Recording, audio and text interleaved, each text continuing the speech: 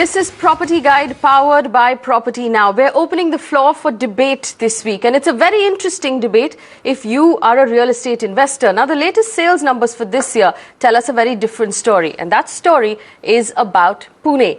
Is Pune emerging as a more interesting, more lucrative opportunity for investment than Mumbai? That's our topic for debate this evening. Is Pune better than Mumbai? If you have an opinion, tweet out that opinion, hashtag Mumbai versus Pune. On the panel for this debate, Sujay Kalele, Rohit Gera, both of them arguing for Pune, Gulam Zia, Jayashree Kurup and Dharmesh Jain arguing for Mumbai. Now, before you form your opinion on whether you believe Pune is better than Mumbai, take a look at these numbers.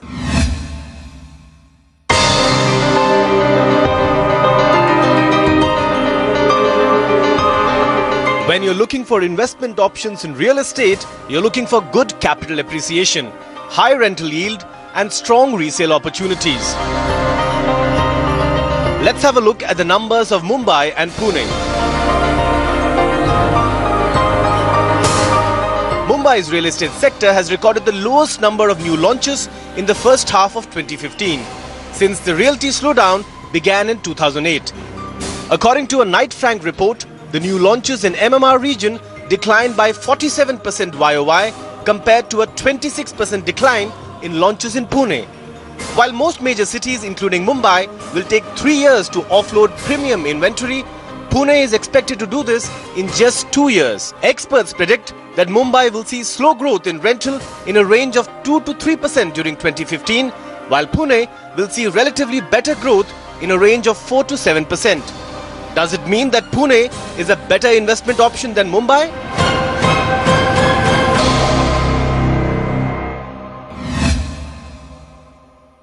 Well, Mumbai has traditionally always been a strong investment market, but the question we're asking today is Mumbai versus Pune. Is Pune emerging as a more lucrative option for real estate investors? If you have an opinion, tweet it out, hashtag Mumbai versus Pune. I'm going to open the floor for this debate. It's an open debate. Please jump in when you have an opinion. Sujay, I'm going to start with you. Sujay Kalele, you have projects in both Mumbai and Pune. Is Pune better at this point and why? See, if we talk about today's market, definitely Pune stands out purely because the pricing there is far more affordable than what we are seeing in some of the other markets, and especially Bombay. I think affordability is one of the key factors why, as a market, Pune is doing very well. In addition, if you compare the fact that, in Pune, the job generation or the economic drivers is not specifically a particular industry. I mean, we have IT, which is doing well. We have automotive, engineering, to some extent, pharma and services. So it's a very, very stable market in that sense. Let me bring in Jayashree here. Jayashree, in a city like Mumbai with a population of 19 million people, how can we possibly have a situation where Pune is creating more jobs, Pune is creating more opportunities? What's going wrong with Mumbai? How is a city like Pune overtaking Mumbai? Faye, what's happening is that in Mumbai, it's not that the Mumbai drivers have gone away. What has happened is Pune has definitely been on the upswing. But if you look at what's happening in the Mumbai market, when you invest in real estate, you are remaining invested for at least 5 years, 5 to 7 years, and that is the kind of returns that you're looking at this point of time. If you want a return on investment in the next 5 years, remember that we have not had launches for some time. Once this stock is exhausted, by the time there will be a time in the Mumbai market where there will be not much stock in the market. That is the time when the investor can offload, and therefore we have 3 years worth of stock pending in the Mumbai market, in a city where everybody, I live in this city, everybody wants a home to live in. How is it possible, and any of our panelists can jump in at this point, how is it possible that Mumbai has 3 years of overhang in this city, buildings that are being built and not occupied, supply that's been released in the market and not being bought by people who need houses? What's going wrong in this city that Pune is doing right? Has changed. I The would quality just like- of demand has changed. The demand is today for more affordable, smaller units which are more affordable, and the overhang that you have in the Mumbai market is of premium luxury, and that is in the central part of the city. Demand is all but shifted if you look to at Pune. what's happening, and I can see a lot of people looking in the peripheral demand is all markets, shifted to in Pune. Navi Mumbai, in the western suburbs, and people are searching for a certain quality of homes. A certain, Rohit price bracket of Gera homes. says the demand is all shifted to Pune. We know that the commercial numbers are also looking better in Pune right now. Rohit, how does Pune manage the affordability that Mumbai doesn't manage? And do you actually believe that, companies that would have otherwise set up in Thane and Navi Mumbai are now moving to Pune? Is that why Pune is getting higher demand? So look, I think on the residential side, the Pune market has been very stable in terms of price appreciation. In fact, over the last 4 or 5 years, we've seen an increase year on year, every year. But each year the increase is, we've never had one of these 20, 30%, at least in the last 5, 6 years, we haven't had a 20, 30% year upswing in the prices. Therefore, the volatility is much less, and therefore it's a much more sane and it's a much safer investment destination. So I think that's one of the things which we find is very different as far as the Pune market is concerned. Talking about the IT space, affordability, there are homes which are available at affordable rates very close by to where the IT companies are setting up. Whether you take Kharadi, for example, whether you take Hinjewadi, there are residences which are available very close to the offices. This offers a very nice quality of life for the people coming to work.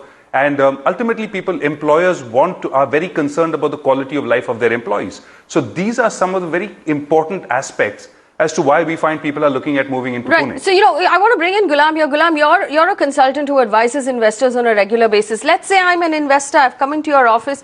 I'm saying I want to make an investment in residential property right now. Obviously, Pune looks more attractive to me. What argument would you give me for Mumbai right now, since you're on the side of Mumbai? Why would I possibly consider Mumbai, given all the numbers we've just looked at? Well, since you are an investor and you are concerned only about how your money has to grow the fastest possible route, in that case, historically, Mumbai has been the best in the country. That's the only city where in 5 years or 6 years prices not just double up, but even 3 times or 5 times. We have seen projects where actually the prices have grown 4 to 5 times. And that's only Mumbai that offers But Gulam, when in history have we had when in history have we had a 3-year overhang in the city of Mumbai? If you want to go historically, how is that sustainable? Yeah. How is it sustainable? When Rohit's right, when in history have we had a 3-year overhang in Mumbai of apartments that have been built and not picked up?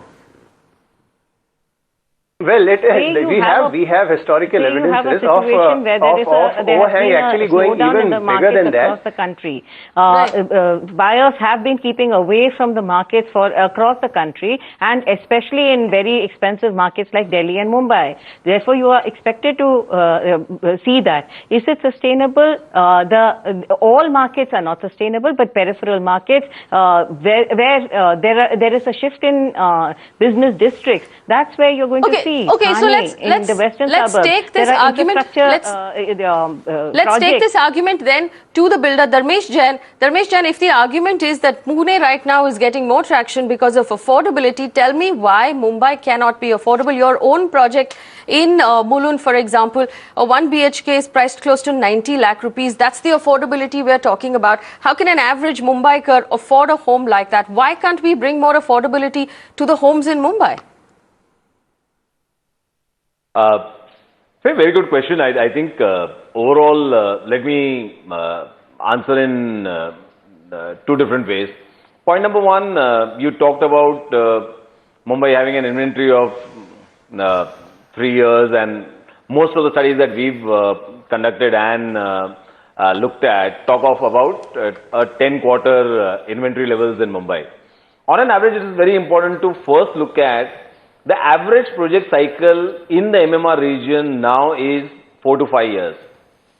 We also did a very interesting study. We asked JLL to do a study on what is the ready unsold inventory as far as the MMR region is concerned. The study was very startling that the ready unsold inventory in the MMR region, so in Mumbai it is 1.16%, in Thane it is 1.18%. And the weighted average for the entire MMR region is 3.5%. See, Dharmesh Jain, don't give me complicated numbers that my viewers will not understand. Tell me just this. I'm just giving you simple numbers. Why can't we make things more affordable for for people who want to buy houses in No, I'm Mumbai? just Tell coming me to in that. language that I I can think it's a fair understand. question. So we've only learned this language through reading all the research report. Otherwise, we also So want to break keep it it down simple for on me. ground. For a The builder point like I'm you, why coming to can't your is, prices be more affordable? If we have a 3-year overhang in the city, why haven't prices come down? So Faye, what you need to understand is that so there are a number of listed companies, right? The weighted average of all listed companies as far as profitability is concerned is now in single digits. So obviously, there is this myth that developers are making a lot of money. When you total up, unfortunately, most developer earnings are looked at on the project and not year on year. So hypothetically, if a developer is making a 25% margin on a project cycle of 3 years, annually he is making 8%. So it is a myth that a developer is making too much money today. I'm very happy sitting with anybody on the accounting side So if and you're making going you to understand that price, today we earn profits on if the par with any average other ticket industry. size of a home in Mumbai is priced above 1 crore rupees, somebody is making money. If it's not the developer, then who is it? Sujay No, Kalele, so that I'm is going to come because back the to you. You input have cost has projects in gone so both high. cities. You have projects in both cities, Pune and in Mumbai. What's going on in Mumbai? If the developer is not making money, if the prices are not coming down, what's the catch there? Who's not blinking? See, one thing that we are missing out is the fact that as a market, Mumbai is going through a regulatory stress. This entire thing started in 2012 when the concept of fungible FSI was first introduced. That resulted in enormous delays and inordinate delays. When you look around the city, you find these towers which are still not built when they started in 2007, 2008. If that was not enough, there was this entire now with the entire new development plan, you practically had the entire last financial year going waste. Okay. I mean, for 8 months there was no work, and this further leaves the buyers as well as all the stakeholders, excluding the government obviously, a lot confused. I think that to me is one of the biggest factors that has resulted in delayed project All right. Okay. So handovers. projects are delayed in Mumbai. We know that for sure, that the delays in Mumbai are far worse than they are in Pune right now. Let me take the answer. Go ahead, Rohit. On the point about why the prices are so high, there's two big contributors to this. Land is the single largest contributor to all our costs. Unless and until land prices come down or FSI prices come down, we cannot lower prices. The second thing that we found is at an average price, which is a Pune of about 5,000 rupees a square foot, 25% of what comes into the developer goes in terms of taxes. These are the two single biggest contributors to the overall costs.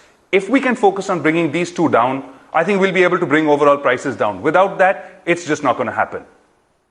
All right, we're going to have to take a very quick break, but the debate stays open. Mumbai versus Pune. Is Pune becoming a more attractive investment option for real estate investors like you and me? If we're going out to buy a home, does it make more sense to simply buy in Pune? That's the question we're asking. Send out your answer, hashtag Mumbai versus Pune. We're going to come back. The debate stays open. Don't go anywhere.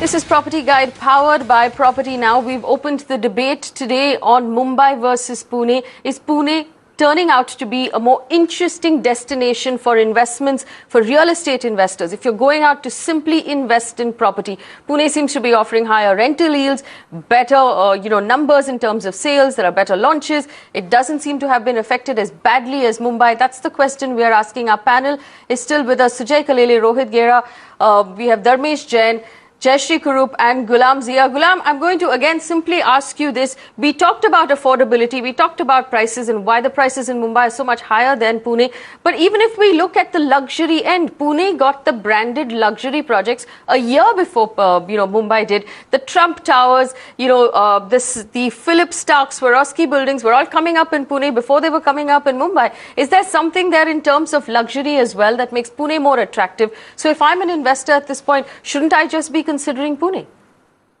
I agree that the pace or the completion of luxury projects have been faster in Pune because they're not that high rise as we are looking at in Mumbai, where these buildings are essentially 70, 80 story tall buildings and hence going to take longer.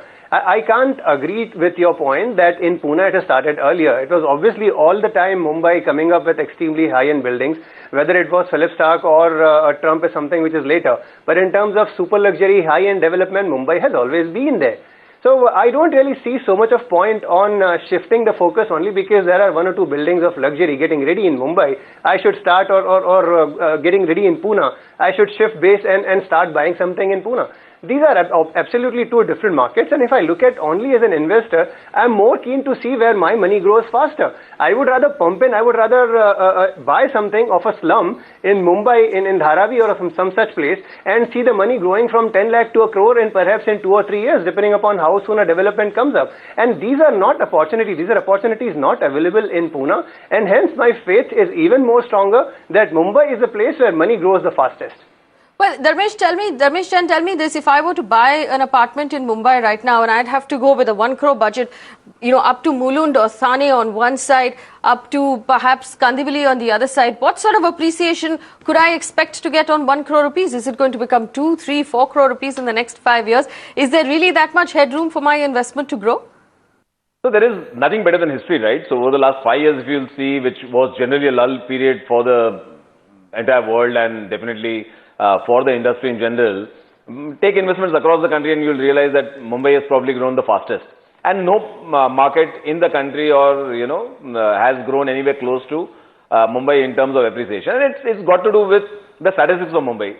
So I think the size and geography of Mumbai will always make it special. The enterprise of Mumbai will always make it special. And I continue to believe that whatever is the weighted average in India, Mumbai will always do better. Rohit Gera, respond to Dharmesh Jain at this point. If he says that historically Mumbai has always done better, Pune is obviously coming into its own now, or maybe in the last 5 years. Do you believe that we should still be looking at history? Look, if you're looking at history and Mumbai has done better historically, then it just stands to reason that Pune has to catch up in that sense. Right? If we are behind the curve, then it's a matter of time before you catch up. And in which case, he makes the case for investing in Pune.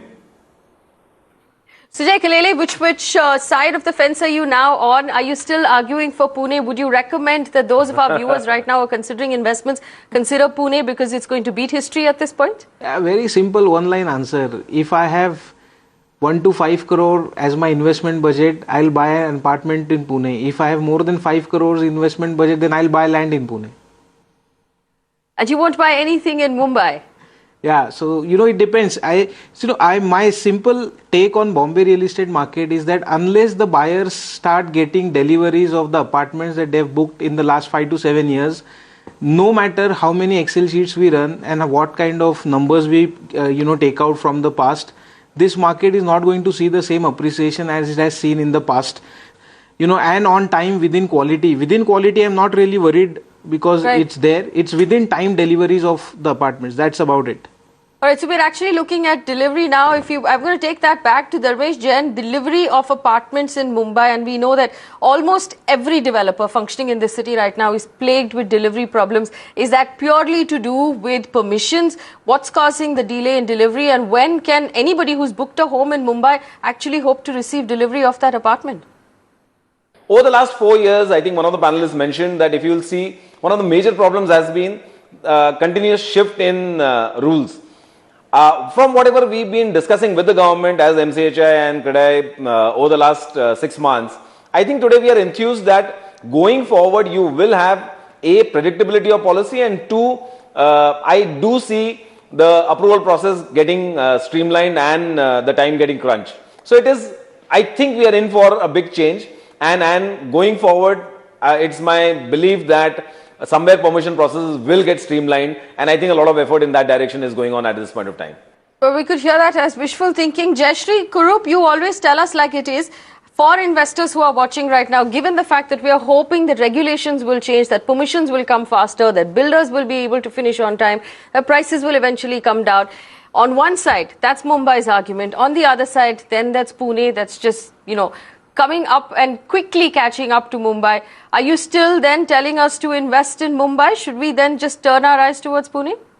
if you are living in Pune and working in Pune, there are plenty of options for you across the Pune market, because that is where the city is growing in all directions. There's lots of business happening. It's a steady market and it has been performing steadily, whether it is the capital market or the rental market. The Mumbai market has been plagued by policy problems, but like the panelists have been saying, there are some green shoots that the policy problems may end soon, and the volume of rise of your capital will be more in the Mumbai market than in the Pune market. Therefore, logically, it will deliver higher returns for the pure investor.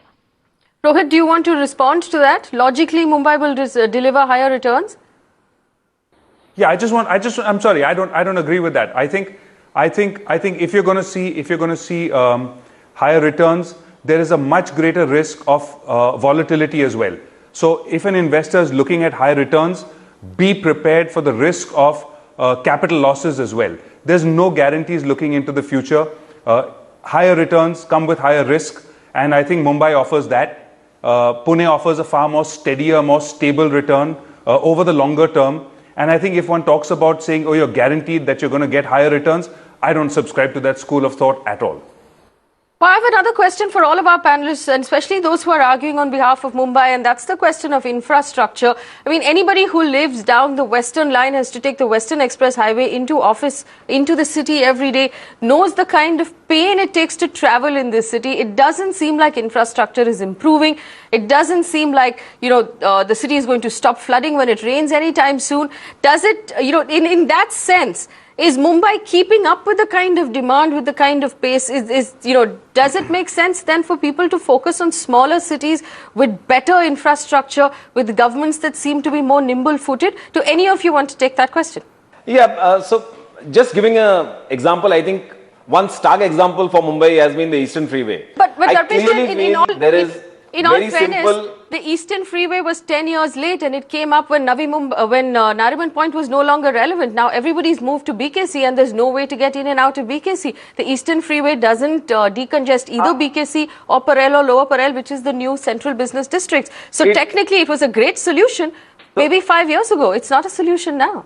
But it makes huge change in the lives of people living on the central side. So I travel at least 3 to 4 times a week. I travel into town, and from a situation where it used to take 2.5 hours coming back and probably 2 hours going, so about anywhere between 3 to 4.5 hours was it my daily travel in that period.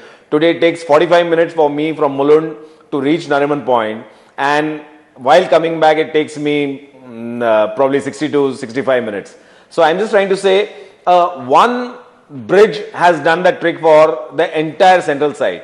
All right, just on the topic of infrastructure, I'm going to bring Sujay in very quickly. Sujay, we're running out of time, but if you compare the the proactive work on infrastructure between the city of Pune and the city of Mumbai, because you function in both of those cities, tell us from a citizen's point of view, which city right now to you seems more nimble-footed? On infrastructure development, Mumbai is currently far ahead on the development and what is under development as compared to Pune. Definitely, actually. All right, I want closing remarks from our guests. I want to come to Ghulam Zia. Ghulam, from all you've heard right now, are you still standing by Mumbai in a Mumbai versus Pune debate? Would you still recommend that we consider Mumbai for investments? As long as I have that punting kind of an attitude to see the money going fast, I will go with Mumbai. The Excel sheets point towards Pune, but emotion and sentiment points towards Mumbai. Ghulam Zia saying that just because infrastructure is bad, that's another reason to buy in Mumbai. Tweet out your opinion, Mumbai versus Pune. Which one do you think is a better option at this point? Thank you to our panelists for joining us, and thank you for tuning in.